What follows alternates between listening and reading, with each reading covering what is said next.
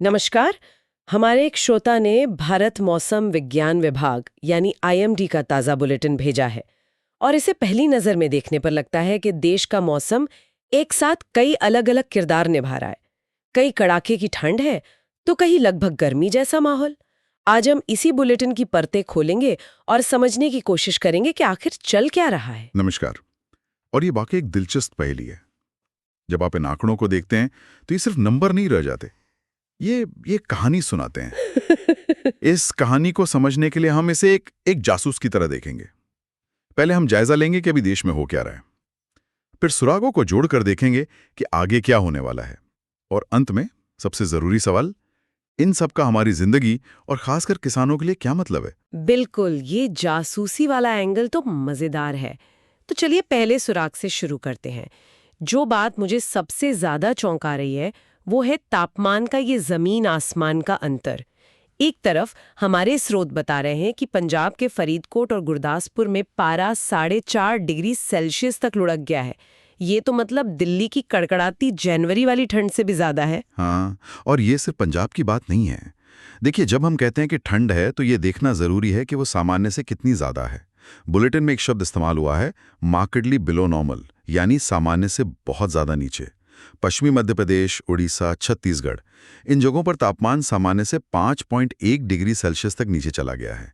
ये एक बहुत बड़ी गिरावट है, और ये संकेत है कि ये कोई मामूली ठंड नहीं बल्कि एक व्यापक शीत लहर है। एक मिनट, तो आप ये कह रहे हैं कि जिस दिन पंजाब 4.5 डिग्री पर कांप रहा था उसी दिन देश में कहीं 36 डिग्री की गर्मी भी थी। ये तो यकीन करना मुश्किल है। हमारे स्रोत बताते हैं कि देश का सबसे ज्यादा तापमान कर्नाटक के कारवार में 35.8 डिग्री सेल्सियस दर्ज किया गया है। मतलब एक ही दिन एक ही देश में 31 डिग्री से भी ज्यादा का फर्क। ये कैसे मुमकिन है? यही तो भारत की जलवायु की खूबसूरती और जटिलता है। ये दिखाता है कि हमारा देश कितना विशाल और विविध है। एक तरफ हिमालय से आने वाली ठंडी सूखी हवाएं हैं जो उत्तर और मध्य भारत को अपनी चपेट में ले रही हैं, तो दूसरी तरफ समुद्र के प्रभाव में तटीय कर्नाटक का मौसम बिल्कुल अलग है। वहां जो समुद्री हवाएं हैं वो तापमान को बहुत ज्यादा गिरने नहीं देती। तो एक ही समय पर एक जगह लोग हीटर चला रहे हैं और दूसरी जगह शायद पंखे या एसी।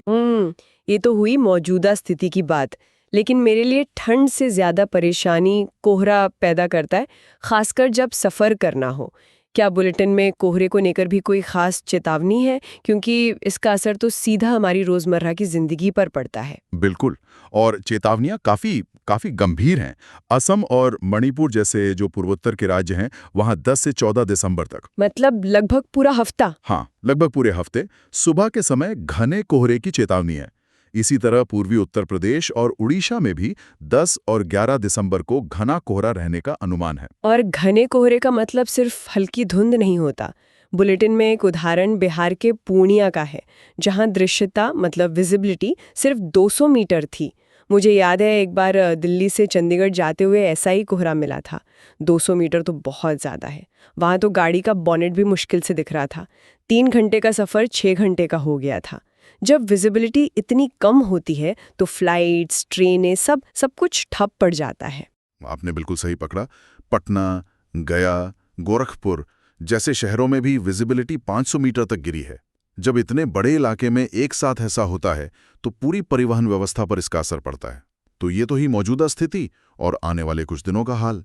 शीतलहर और घना कोहरा, ये दो बड़े खलनायक हैं इस हफ्ते। ठीक है, तो अब जासूसी का अगला पड़ाव। आखिर ये सब हो क्यों रहा है? उत्तर और मध्य भारत में अचानक इतनी ठंड और कोहरा क्यों बढ़ गया है? जरूर इसके पीछे कोई वैज्ञानिक कारण होगा। वायुमंडल में ऐसी कौन सी हलचल हो रही है? इसे समझने के लिए सोचिए कि वायुमंडल में एक साथ 3 अलग-अलग सिस्टम काम कर रहे हैं। पहला है पश्चिमी विक्षोभ, जिसे वेस्टर्न डिस्टर्बेंस कहते हैं। ये भूमध्य सागर से उठी नम हवाएं होती हैं जो सर्दियों में उत्तरी पाकिस्तान और अफगानिस्तान के रास्ते भारत में आती हैं और पहाड़ों पर बर्फबारी और मैदानों में बारिश करती हैं। फिलहाल एक ऐसा सिस्टम उत्तरी पाकिस्तान के ऊपर बना हुआ है। और मैंने पढ़ा कि 13 दिसंबर से एक और पश्चिमी विक्षोभ आने वाला है। हालांकि वो थोड़ा कमजोर बताया जा रहा है। तो क्या ये पश्चिमी विक्षोभ भी ठंड का अकेला कारण है? ये एक बड़ा कारण है, लेकिन अकेला नहीं। इसके साथ 2 और चीजें जुड़ रही हैं। एक है चक्रवाती परिसंचरण, साइक्लोनिक सर्कुलेशन, जो पूर्वी बांग्लादेश के ऊपर है। लेकिन जो असली मास्टरमाइंड है इस पूरी कहानी का, वो है जेट स्ट्रीम। एक मिनट, जेट स्ट्रीम, ये शब्द सुनने में बहुत भारी भरकम लगता है। कई बार अखबारों में पढ़ती हूँ, लेकिन सच कहूँ तो आज तक ठीक से समझ नहीं आया। क्या आप इसे बहुत आसान भाषा में समझा सकते हैं? हाँ, जरूर। इसे आप ऐसा समझिए कि आसमान में बहुत ऊपर, जमीन से करीब 12-13 किलोमीटर की ऊंचाई पर पश्चिम से पूर्व की ओर बहने वाली एक बहुत तेज नदी है। हवा की नदी? हाँ, एक नदी। ये दिखाई नहीं देती, लेकिन ये बहुत ताकतवर होती है। हमारे स्रोत बताते हैं कि इस समय उत्तरी भारत के मैदानी इलाकों के ऊपर जो जेट स्ट्रीम बह रही है, उसकी रफ्तार 110 नॉट यानी लगभग 200 किलोमीटर प्रति घंटा है। 200 किलोमीटर प्रति घंटा? ये तो किसी तूफान से भी ज्यादा तेज है। तो ये हवा की नदी ठंड को कैसे बढ़ाती है? देखिए, जब ये शक्तिशाली जेट स्ट्रीम ऊपर से गुजरती है, तो ये एक तरह से एक ढक्कन का काम करती है। ये जमीन के पास जो ठंडी और भारी हवा होती है, उसे ऊपर उठने नहीं देती और उसे नीचे की ओर धकेलती है। अच्छा। इससे वो ठंडी हवा एक बड़े इलाके में फैल जाती है और जमीन के पास ही कैद हो जाती है। नतीजा, ठंड का असर और ज्यादा गहरा और ज्यादा लंबे समय तक महसूस होता है। अच्छा, तो ये हुआ कि पश्चिमी विक्षोभ ने ठंडी हवा की सप्लाई की और जेट स्ट्रीम ने उसे हमारे ऊपर एक कंबल की तरह बिछा दिया, जिससे हम उससे बाहर ही नहीं निकल पा रहे। ये तो कमाल की जुगलबंदी है।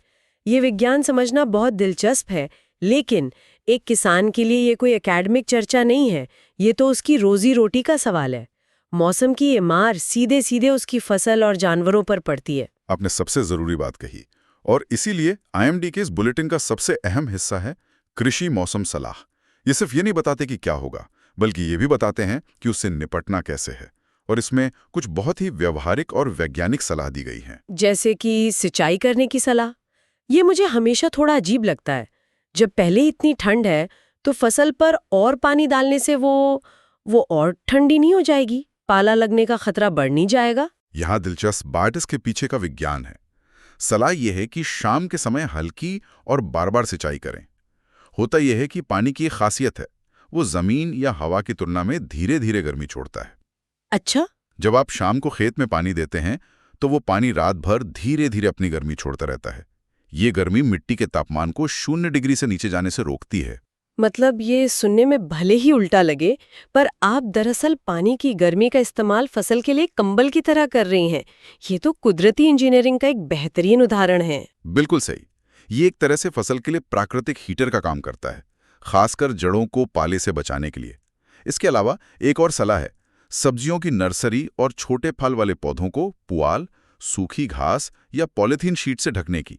ये भी एक मिनी ग्रीन हाउस जैसा असर पैदा करता है, जो रात में पाले की सीधी मार से पौधों को बचाता है।